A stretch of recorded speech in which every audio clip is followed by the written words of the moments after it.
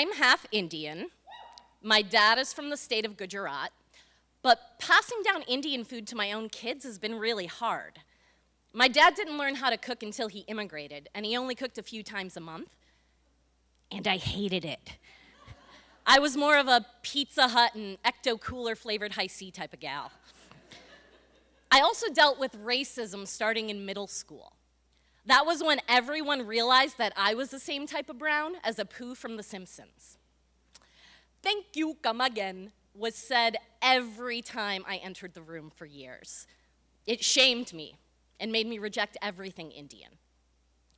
I rediscovered Indian food in my 20s because I knew I wanted to pass down these recipes one day to my future kids.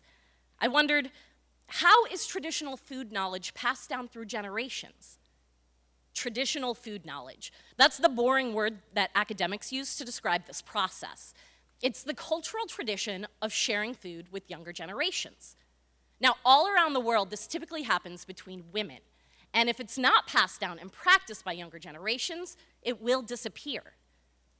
My bridge to my Indian food as a kid were my Indian aunts, and especially my beloved Leela Kaki. She is not afraid to speak her mind. Like my freshman year of college, when she told me that I had gained back all my baby weight, but she still made me eat 2 extra servings of dal. She shows love through cooking. For my 10th birthday, she made me Gulab Jamun.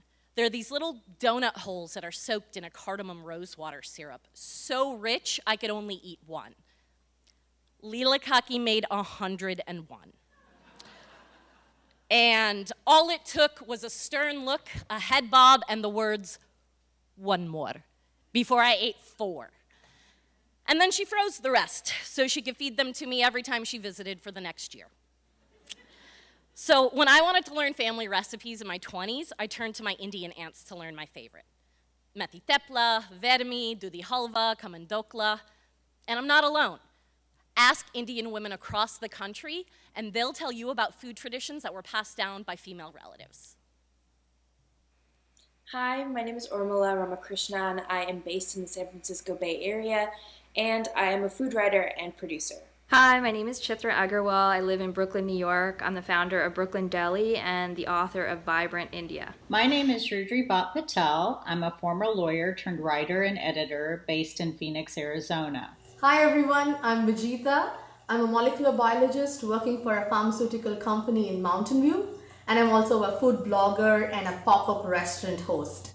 The recipe that I learned how to make from a family member is my grandmother's lime pickle from South India, which I learned how to make from my Auntie Karen. A recipe that was passed down to me is an Indian street food called pani puri. The woman who introduced me to this recipe and this dish is my mom. From my mom's side, I learned how to cook from my aunt. It is this Bengali style of egg curry. About a woman who has a great influence in the way I cook, and that is my grandmother.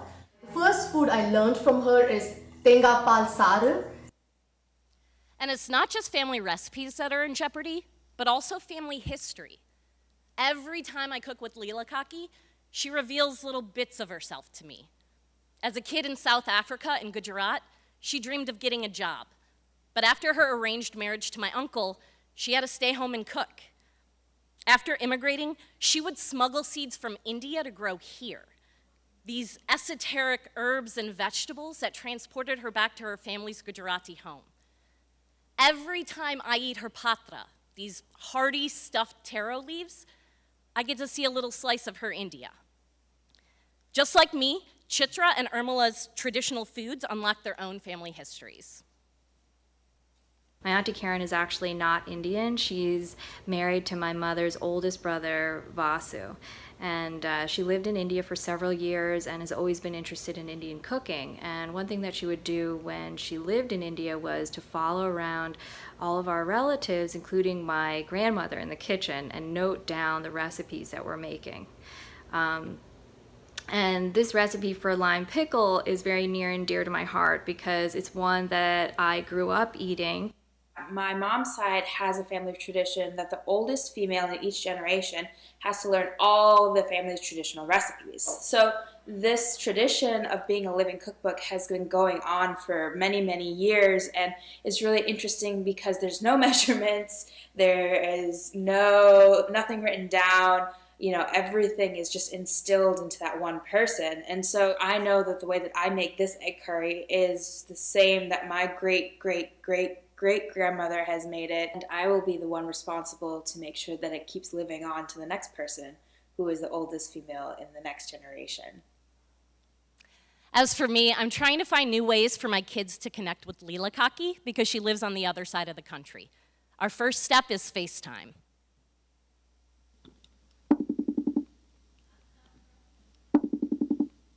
Hi. Hi, Kaki. Can you turn your phone sideways?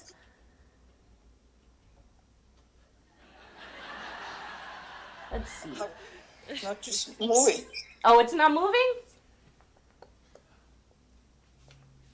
I turned the move him. There we go. There you are. Hi. Hi. Did you eat? Did you eat Ready to have yet? your supper? Have you eaten yet? No. No. What are you supposed to say to Kaki? Kamche. Hi. Hi, how are you? So we wanted to talk a little bit about Indian food with you. And I know Ella had a question she wanted to ask you. What's your favorite Indian sweet? Indian sweet, I like rasmalai and rasmalai. I like the milk recipe, you know, Yeah. everything with the milk. What's your favorite? Mohanthal? Mohanthal? Yeah. Yeah. 2 minutes ago it was Gulab Jamun, but now that you're here it's Mohanthal. Gulab jamun is good too. It is, I know. I like it too. And then my favorite is Dudi Halva. And Leela Kaki makes the best Dudi Halva. Dudi Halva, Dudi is... What's one food someone in your family has passed down to you? What family stories did you hear while sharing food with them? If you can't answer this question, I encourage you to connect with your family, eat, and learn some family history. Thank you.